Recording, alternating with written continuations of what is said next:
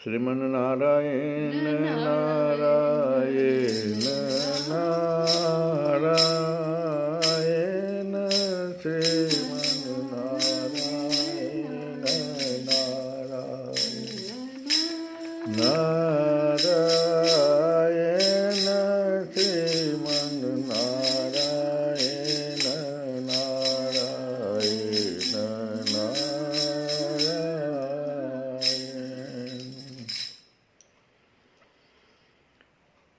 अब शौनकादि ऋषियों ने सूत जी से श्रीमद्भागवत का स्वरूप पूछा इसमें कितनी श्लोक संख्या है, किस विधि से श्रवण करना चाहिए, इन सब प्रश्नों के बारे में भी पूछा। तो सूत जी कहते हैं कि हे ऋषिगण, श्रीमद् भागवत और श्री भगवान का स्वरूप में कोई अंतर नहीं है, दोनों एक ही है, एक जैसी है। और वह है भगवान का स्वरूप जैसे सच्चित आनंद, सच्चिदानंदमय है, वैसे ही श्रीमद् भागवत का स्वरूप भी सच्चिदानंदमय है। भगवान श्री कृष्ण में जिनकी लगन लगी है, उन भावुक भक्तों के हृदय में जो भगवान के माधुर्य भाव को अभिव्यक्त करने वाला, उनके दिव्य माधुर्य रस का आस्वादन कराने वाला सर्वोत्कृष्ट वचन है, उसे श्रीमद् भागवत समझो। भगवान श्री कृष्ण में जिनकी लगन लगी है, तो वैसे भक्तों के हृदय में भगवान के माधुर्य भाव को और माधुर्य रस का आस्वादन कराने वाला जो सर्वोत्कृष्ट वचन होना चाहिए, वही श्रीमद् भागवत है। जो वाक्य ज्ञान, विज्ञान, भक्ति एवं इनके अंगभूत साधन चतुष्टय को प्रकाशित करने वाला है तथा जो माया का मर्दन करने में समर्थ है, उसे भी तुम श्रीमद् भागवत समझो। श्रीमद् भागवत अनंत अक्षर स्वरूप है, इसका नियत प्रमाण भला कौन जान सकता है। पूर्व काल में भगवान विष्णु ने ब्रह्मा जी के प्रति 4 श्लोकों में इसका दिग्दर्शन भाव कराया था। विप्रगण, इस भागवत की अपार गहराई में डुबकी लगाकर इसमें से अपनी अभिष्ट वस्तु को प्राप्त करने में केवल ब्रह्मा, विष्णु और शिव आदि ही समर्थ हैं, दूसरे नहीं। परंतु जिनकी बुद्धि आदि वृत्तियां परिमित है, ऐसे मनुष्यों का हित साधन करने के लिए श्री व्यास जी ने परीक्षित और सुखदेव जी के संवाद के रूप में जिसका गान किया है, उसी का नाम श्रीमद् भागवत है। तो 2 बातें हो गई। एक तो मद् भागवत, जिसके बारे में कह रहे हैं कि जैसे भगवान अनंत हैं, वैसे ही श्रीमद् भागवत भी अनंत अक्षर स्वरूप है। कोई इसे नहीं, जैसे भगवान को कोई जान नहीं सकता, जब जना देंगे तभी जाने। पूर्व काल में ऐसा हुआ कि भगवान विष्णु ने ब्रह्मा जी को 4 श्लोकों में श्रीमद् भागवत का दिग्दर्शन कराया था।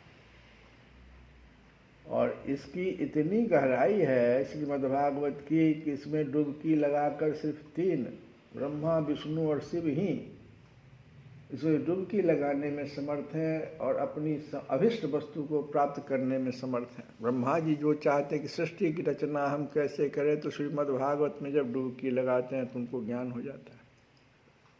इसी प्रकार से विष्णु और शिव भी अपने अपने कर्तव्य का ज्ञान हो जाता है, अभिष्ट वस्तु की प्राप्ति उनको हो जाती है। लेकिन साधारण मनुष्य के लिए, जिनकी बुद्धि आदि वृत्तियां परिमित है, ऐसे मनुष्यों का हित साधन करने के लिए श्री व्यासदेव भगवान ने जो परीक्षित को सुनाया था।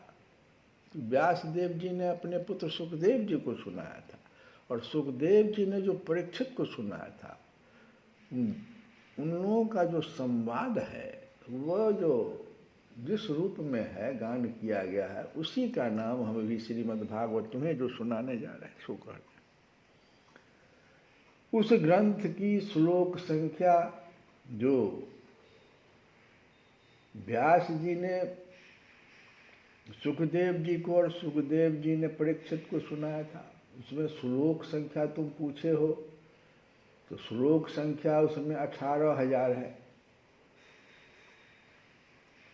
और इस भवसागर में जो प्राणी कली रूपी ग्राह से ग्रस्त हो रहे हैं, उनके लिए वह श्रीमद्भागवत ही सर्वोत्तम सहारा है। अब भगवान श्री कृष्ण की कथा का आश्रय लेने वाले श्रोताओं का वर्णन करते हैं। ये तो हो गई जो तुमने स्वरूप पूछा श्रीमद्भागवत का, और श्लोक संख्या तो 18,000 श्लोक है।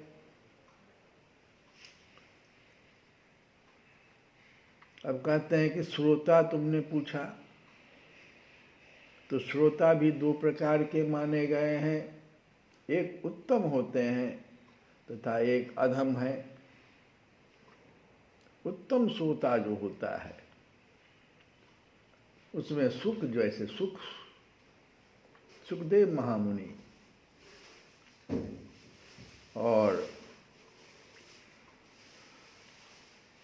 जो अधम है उसमें वृक, भ्रुंड, उष्ट आदि अनेकों भेद बतलाए गए।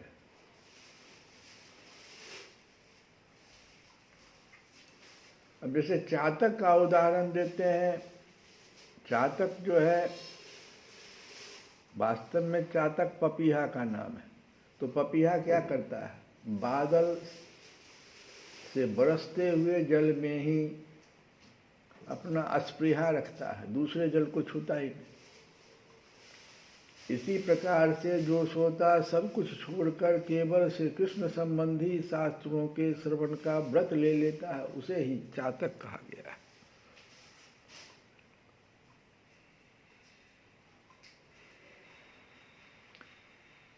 जैसे हंस जो है, किसी दूध में पानी मिला हुआ है,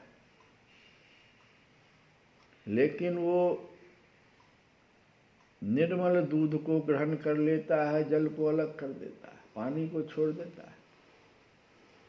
तो वैसे ही जो श्रोता अनेकों शास्त्रों का श्रवण करके भी उसमें से सार भाग अलग करके ग्रहण करता है, उसे हंस श्रोता कहते हैं।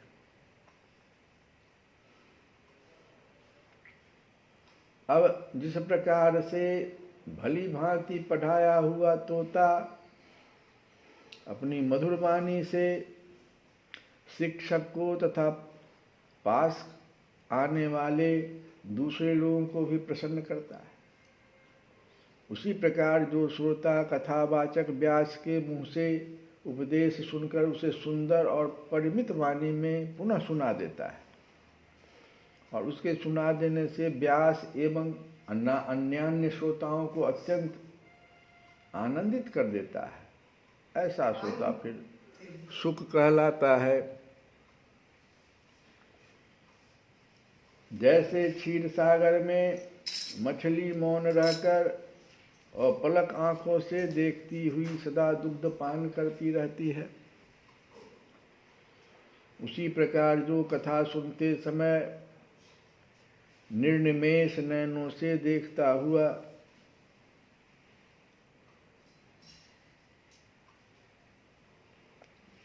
मुंह से कभी एक शब्द भी नहीं निकालता और निरंतर कथा रस का ही आस्वादन करता रहता है, वह प्रेमी श्रोता मीन कहा जाता है।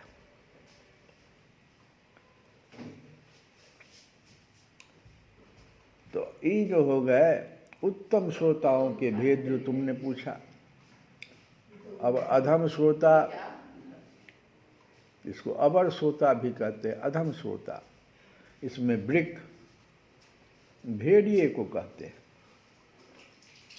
जैसे भेड़िया वन के भीतर वेणु की मीठी आवाज़ सुनने में लगे हुए मृगों को डराने वाली भयानक गर्जना करता है, वैसे ही जो मूर्ख कथा श्रवण के समय रसिक श्रोताओं को उद्विग्न करता हुआ बीच बीच में जोर जोर से बोल उठता है। कथा चल रही है, सभी लोग बैठे हुए हैं, कुछ उत्तम कोटि के श्रोता वहाँ बैठे हुए हैं, और ये जो वृक्क श्रोता हैं ये क्या करते हैं, बीच बीच में जोर जोर से बोलेंगे, मोबाइल चलाने लगेंगे, आपस में बात करेंगे, उद्विग्न कर देते हैं श्रोताओं को। जो उत्तम श्रोता है उनको भी उद्विग्न कर देता है बीच बीच में। ऐसे को वृक्क श्रोता कहते हैं। ये भुरुंड भी अधम जाति का श्रोता है। हिमालय के शिखर पर एक पक्षी है, वो भुरुंड, जो किसी के शिक्षाप्रद वाक्य सुनकर वैसा ही बोला करता है, किंतु उससे लाभ नहीं उठाता है। भुरुंड श्रोता जो होगा सुना देगा वैसा ही, जो सुना, कथा में गया जो सुना उसको दूसरे को ऐसा ही सुना देगा, लेकिन लाभ नहीं लेगा। इसी प्रकार जो उपदेश की बात सुनकर उसे दूसरों की तो सिखाए पर स्वयं आचरण में न लाए, ऐसे श्रोता को भुरुंड कहते हैं। अब ये भी अधम हो गया। फिर वृष, बैल को वृष कहते हैं, वृषभ। तो वृष श्रोता क्या हुआ, उसके सामने मीठे मीठे अंगूर हो या कड़वी खल्ली दे दो, दोनों को वह एक सा ही मानकर खाता है। उसी प्रकार जो सुनी हुई सभी बातें ग्रहण करता है, पर सार और असार वस्तु का विचार करने में उसकी बुद्धि अभी अंधी है और समर्थ है, ऐसा श्रोता वृष श्रोता कहलाता है। और जिस प्रकार ऊंट माधुर्य गुण से युक्त आम को भी छोड़कर केवल नीम की ही पत्ती चबाता है, उसी प्रकार जो भगवान की मधुर कथा को छोड़कर उसके विपरीत संसारी बातों में रमता रहता है, उसे ऊंट श्रोता कहते हैं। तो ये जो कुछ भेद सूत जी कहते हैं कि थोड़े से जो भेद हमने यहाँ बताए, इससे भी अतिरिक्त और भी बहुत सारे श्रोता हैं।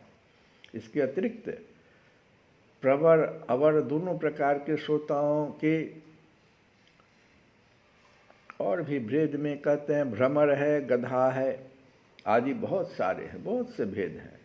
इन सब भेदों को उन श्रोताओं के स्वाभाविक आचार व्यवहारों से परखना चाहिए।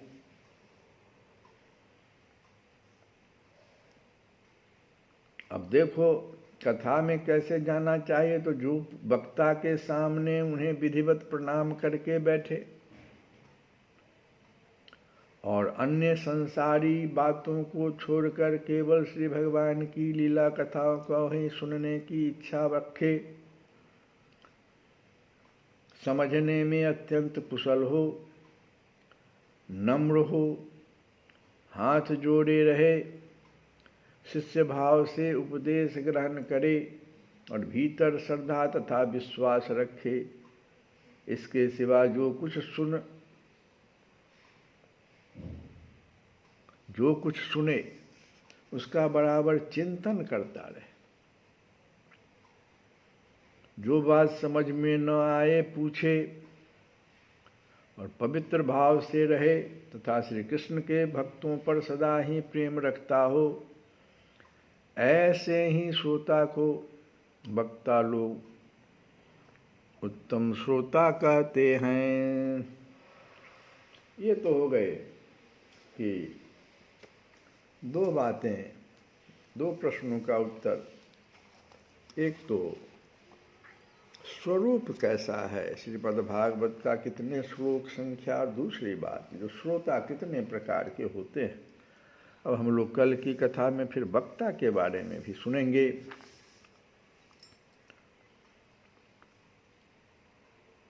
मिलता है मिलता है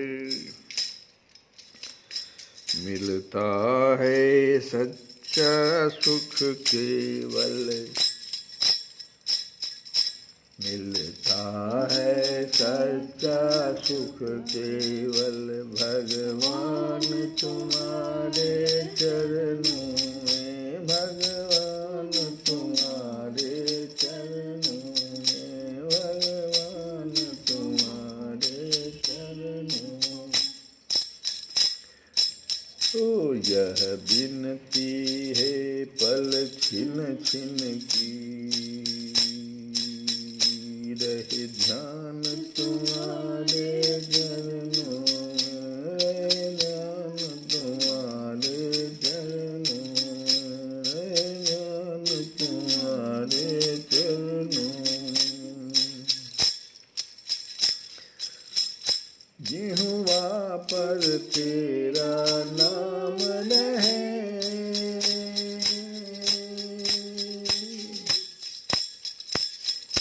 तेरा ध्यान सुबह और शाम रहे, जीवा पर तेरा नाम रहे। हे कृष्ण गोविंद हरे मुरारे, नाथ नारायण वासुदेव। श्री कृष्ण गोविंद हरे मुरारे, नाथ नारायण वासुदेव। जिह्वा पर तेरा नाम रहे, तेरा ध्यान सुबह और शाम रहे, तेरी याद तो आठों याम रहे,